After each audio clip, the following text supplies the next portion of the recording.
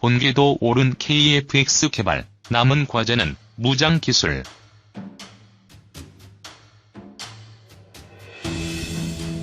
한국형 전투기 사업 CJ-1호기 2021년 출고, 성공 위해선 수백만 개 장비, 부품 등 정교하게 맞아야. 항공무장, 전투기와의 체계 통합 주요 과제, KF-X 개발 계기로 AESA 레이더 국산화하기로. 타우러스와 유사한 공대지 미사일 개발도 추진. 공군 주력 전투기를 국내 개발하는 한국형 전투기 사업의 CJ-1호기가 오는 2021년에 출고된다.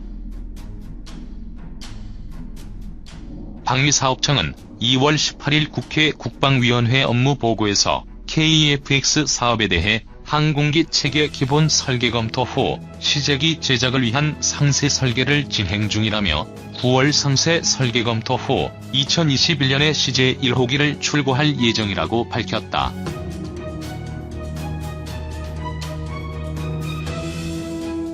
개발을 주도하는 한국항공우주산업은 지난 2월 KF-X CJ-1호기 전방동체 주요 기골인 벌크헤드 가공에 착수했으며 KF-X 탑재 다기능 이상 배열 레이더 개발에 필요한 통합 소프트웨어 시험 장비를 국방과학연구소에 납품했다. 개발비만 8조 8,304억 원이 투입되는 KF-X 사업은 단군 이래 최대 규모의 무기 개발로 불린다. KF-X 사업이 성공하려면 수백만 개의 장비와 부품, 프로그램이 톱니바퀴처럼 정교하게 맞아떨어져야 한다. 이에 따라 전자장비를 비롯한 주요 구성품의 국산화 작업도 한창 진행 중이다. 하지만 KF-X에 탑재되는 항공무장은 대부분 미국 또는 유럽 제품으로 구성될 가능성이 높다. 피어오르는 항공무장 국산화의 꿈.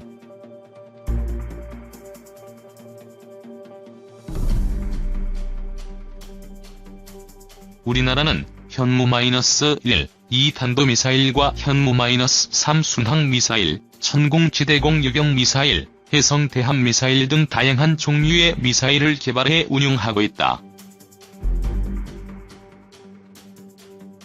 하지만 전투기에서 발사되는 미사일은 국산화하지 못하고 있다.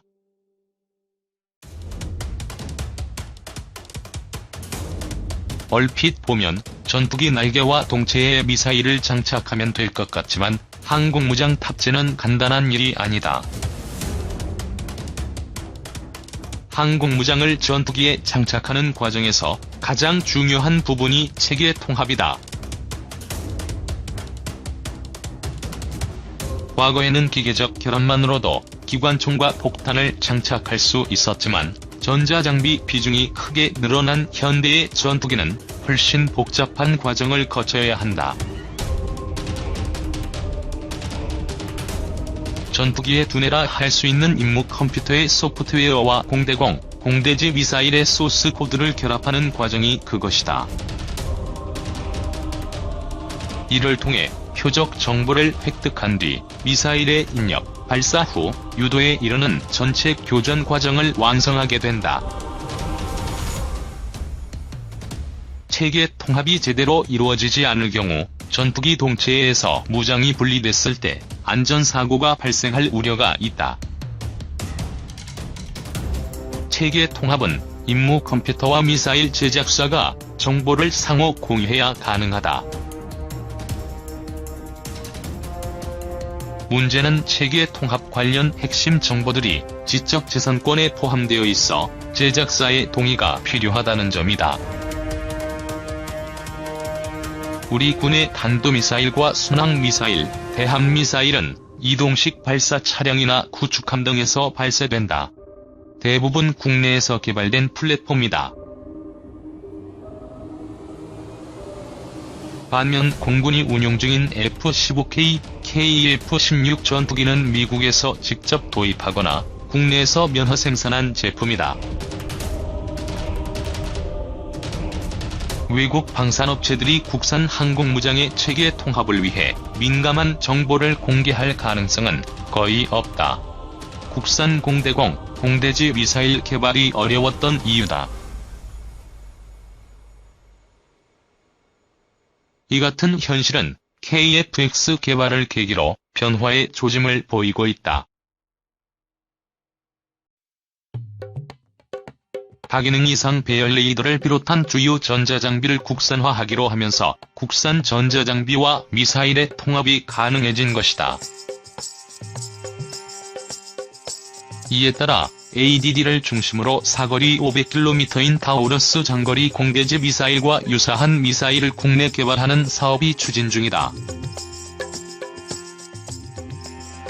속도가 상대적으로 느리고 급격한 기동을 하지 않는 공대지 미사일을 시작으로 2020년대 이후에는 기술적 난이도가 높은 공대공 미사일도 국내 개발할 수 있을 것이라는 전망도 나온다. 국산 대신 외국 제품 선택되는 이유.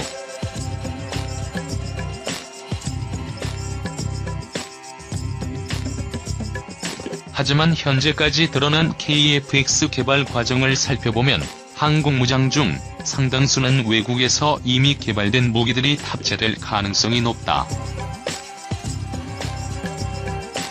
실제로 중거리 공대공 미사일은 영국제 미티어, 단거리 공대공 미사일은 독일제 아이리스-T가 장착될 예정이다. 이는 KF-X 개발 일정과 무기체계의 신뢰성 문제와 밀접한 관련이 있다. KF-X는 오는 9월부터 상세 설계에 들어가 2021년 시제기를 출고하고 2022년 초도 비행을 실시할 예정이다. 2026년 개발이 완료되면 본격적인 생산에 돌입한다. 개발 완료 시점까지 7년 정도 남은 상황에서 언제 끝날지 알 수 없는 국산 공대공 미사일 개발을 기다릴 여유가 없다. 단기간 내에 개발이 완료된다 해도 사상 첫 전투기 개발이라는 기술적 리스크를 조금이라도 덜기 위해서는 검증된 장비를 사용하는 것이 불가피하다.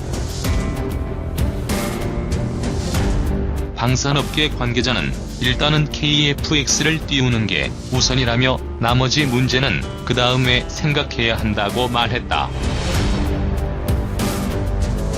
외국 제품을 사용해야 한다면 우리 공군이 기존에 사용하던 미국제 암람이나 사이드와 인더 미사일을 장착하는 것이 가장 이상적이다. 하지만 미국 정부는 2015년부터 지난해까지 우리 정부가 수차례 요청한 미국제 무장을 KF-X에 통합하는 데 필요한 기능적 기술 자료 수출 승인을 거부했다. 방위사업청은 상업 구매 방식으로 선회했지만 KF-X 개발 일정을 고려하면 시간이 촉박하다. 결국 유럽 국가들이 사용하는 미티어와 아이리스-T가 대안이 될 수밖에 없었다. 장거리 공대지 미사일도 마찬가지다. 국산은 2020년대 후반까지 개발이 완료될 예정이지만 군 당국은 KF-X의 타우러스 미사일을 탑재하기로 결정한 것으로 알려졌다. 공군 F-15K 전투기에서 운용 중이라 기술적 신뢰성이 확보됐다는 이유에서다.